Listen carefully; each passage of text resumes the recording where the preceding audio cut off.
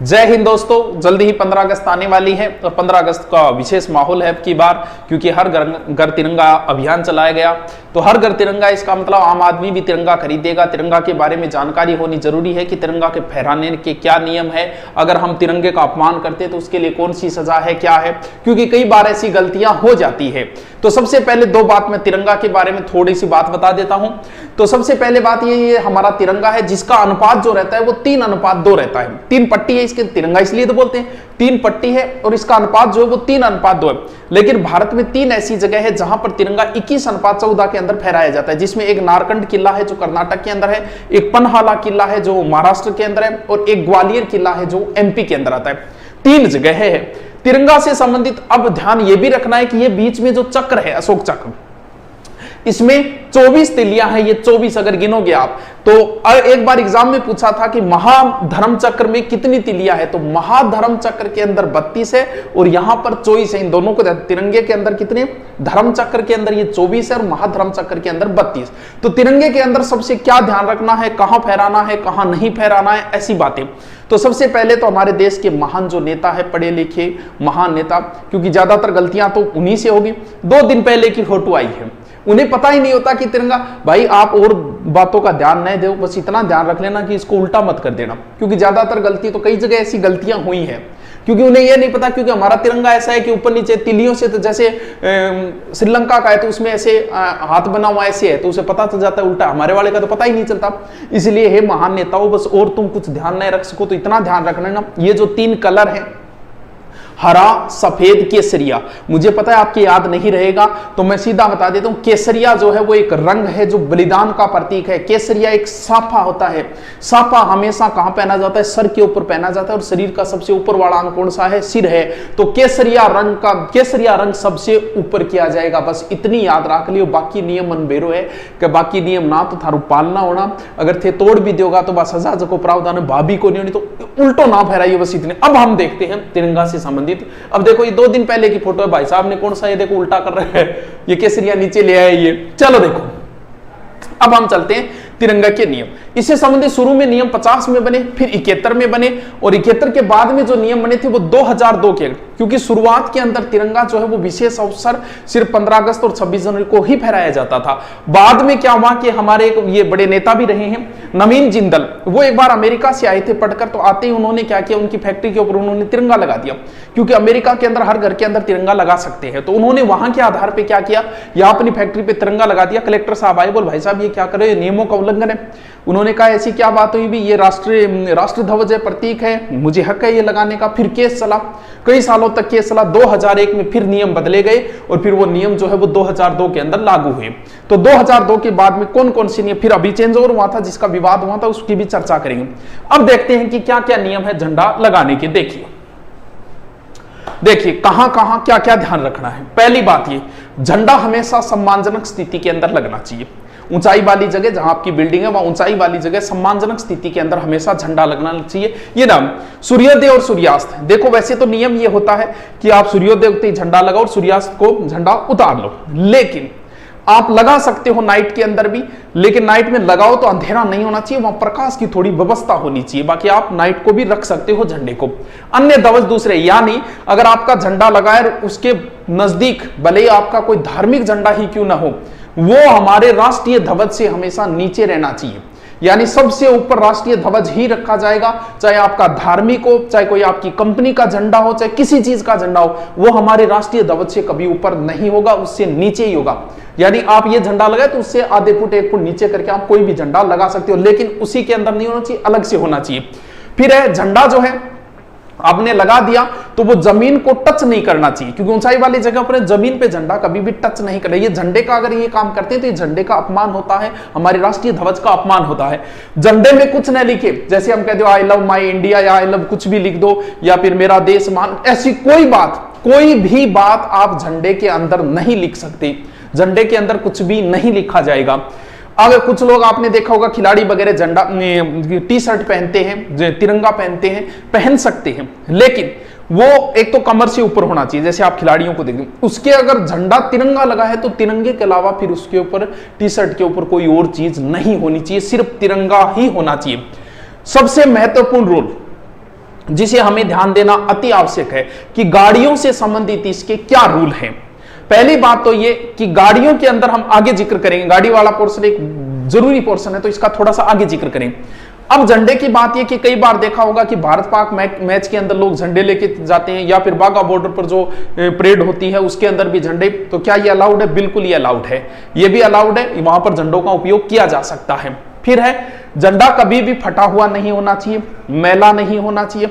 अब मान लो कि आप झंडा तिरंगा लेके आए, वो फट गया, तो फिर उसको डैमेज कैसे किया जाएगा? आप भी, झंडा तो फट भी जाता है, कपड़े का ही तो है, फट भी जाता है तो वो फहराया नहीं जाएगा। उसे डैमेज अगर आप करते हो तो एकांत वाली जगह, सार्वजनिक जगह पे आप नहीं कर सकते, किसी के सामने आप नहीं कर सकते। एकांत वाली जगह पे आप उस झंडे को नष्ट कर सकते हो, लेकिन सार्वजनिक ये चीज नहीं होनी चाहिए। चलो आगे देखते हैं। फिर देखिए, किसी की मृत्यु पर झंडा नहीं लगाया गया, यानी सिर्फ और सिर्फ शहीद व्यक्ति को झंडे के अंदर लपेट के लाया जाता है, बाकी कोई भी व्यक्ति हो, किसी भी व्यक्ति को झंडे के अंदर नहीं लपेटा जाता। तिरंगा ऊपर धार्मिक आस्था, या बता दिया कि धार्मिक कोई भी झंडा हो तो नीचे होना चाहिए, ये बात मैं पहले बता चुका हूं। अब देखिए आगे गाड़ियों के लिए क्या रूल बने गए हैं। मैंने जो नियम बताए वो बताए हैं हमारे लिए, नागरिकों के लिए, जबकि सरकारी चीजों के रूल में नहीं बता रहा। जैसे आर्मी के रूल है वो अलग से रूल है, वो फॉलो करते हैं, उनमें वो गलती करते भी नहीं, आर्मी के अलग रूल है। लेकिन नागरिकों के लिए झंडे के, गाड़ी के क्या रूल है? पहली बात तो कि साधारण व्यक्ति गाड़ी के झंडा नहीं लगा सकता, किसी विशेष परिस्थिति में लगाए तो क्या होगा? साधारण व्यक्ति को गाड़ी में झंडा लगाने की कहीं भी कोई इजाजत नहीं है। सर कौन कौन लगा सकता है?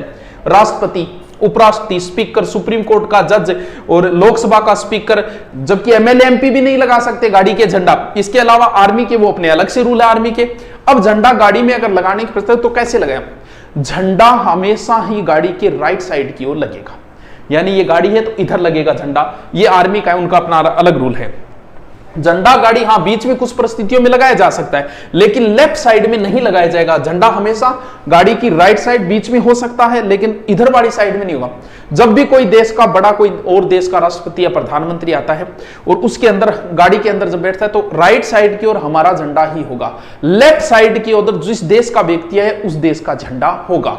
यानी आप कभी गाड़ी में इधर वाले, अब अगर इसमें कोई और अमेरिका का राष्ट्रपति बैठता तो यहां अमेरिका का झंडा होता, लेकिन वो किधर वाली साइड में होता? बोल रहे हैं सामान्य व्यक्ति जो है वो गाड़ी के अंदर झंडा नहीं लगा सकता है। हाँ पुलिस वाले, इनके लिए अलग से रूल होते हैं, लेकिन सामान्य व्यक्ति उपयोग झंडे का नहीं कर सकता। अगर जैसे किसी रैली वगैरह में किया गया है तो राइट साइड की ओर होना चाहिए, वरना फिर आप चालान की सीध में आओगे। ठीक है। अब दूसरी बात यह, शहीद को तिरंगे में लपेट के लाया जा सकता है। गाड़ी को लपेटना गलत, जैसे कुछ लोग गाड़ी जैसे इस तरीके से गाड़ी के आगे लगा देते हैं, ये गाड़ी, आप गाड़ी को नहीं लपेट सकते, झंडे के अंदर कोई चीज नहीं लपेट सकते, सिर्फ शहीद को छोड़ के। यानी जैसे कोई चीज नहीं लपेटी जा सकती, ना आपकी गाड़ी को कवर किया, ना घर को, ना कुछ को, झंडे के अंदर और कोई चीज नहीं, ना ही इस गाड़ी के आप आगे झंडा लगा सकते हो। चल, अब झंडा का अगर आप अपमान करते हो तो फिर इसके लिए क्या बना हुआ है? इसके लिए 1971 का एक्ट है ध्वज संहिता। अगर आप झंडे का अपमान करते हो, जलाते हो, या फिर झंडे को किसी प्रकार से जलाना है, फाड़ना है, कुचलना है, या फिर झंडे के लिए आप गलत शब्द प्रयोग करते हो, भले ही वो लिखित हो भले ही मौखिक हो, तो उसके लिए आपको 3 साल की सजा है। यानी झंडे के अपमान में कितनी सजा है? 3 साल की। तो ध्यान रहे, ये हमारा राष्ट्रीय ध्वज है और ये हमारा सहसम्मान होना चाहिए इसका। चलो, अब जो नया अभियान चलाया है, जो हर घर तिरंगा अभियान चलाया गया, जो 11 से 17 अगस्त तक है, उसका विरोध क्यों हुआ? क्योंकि इसमें कुछ परिवर्तन किए गए थे, तो हम वो चीज देखते हैं कि क्या विरोध हुआ, किस वजह से हुआ। देखिए, पहले तो ये रूल था ही नहीं कि हर घर हर जगह, वो तो नियम बाद में बदले गए। अब जो ये तिरंगा है, ये योजना चलाएगी, तो तिरंगा पहले किसका बना होना चाहिए? तो तिरंगे का पहले ये था कि तिरंगा जो खादी का या कपड़े का बना होना चाहिए। अभी नियम ये बनाया गया कि किसी भी चीज का हो सकता है तिरंगा। ठीक है, मतलब और भी चीजों से बनता है, उससे तिरंगा बनाया जा सकता है। पहले यह था कि तिरंगे का आप आयात नहीं कर सकते। हमारे यहां सिर्फ एक संस्था थी, कर्नाटक खादी ग्रामोद्योग संयुक्त संघ, KKGSS, वही तिरंगा बनाती थी। ISI प्रमाण पूरे देश के अंदर तिरंगा वही भेजती थी, आपूर्ति वही करती थी। अब इस नियम कर दिया कि तिरंगा हम आयात भी कर सकते हैं। तब इस चीज का विरोध हुआ था कि इस प्रकार से तो हर घर के अंदर चाइना का तिरंगा हो जाएगा, क्योंकि चाइना को तो मौका चाहिए, बोले ये लो बिजनेस नया। तो इस वजह से विरोध हुआ कि कहीं आयात करने लग गए तो कहीं चाइना के झंडे हमारे हर घर के ऊपर न फहराए जाए।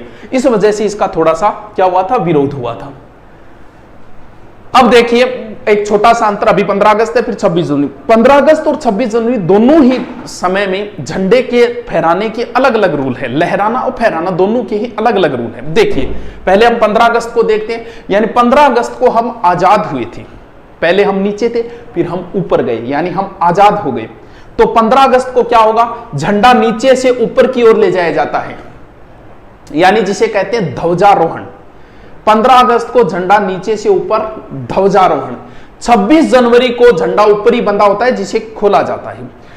26 जनवरी को हमारा संविधान लागू हुआ। संविधान प्रमुख कौन होता है, राष्ट्रपति होता है। तो सीधा याद रह जाएगा, तो इस झंडे को कौन करता है, राष्ट्रपति, यानी राष्ट्रपति। जबकि 15 अगस्त के झंडे को कौन, प्रधानमंत्री।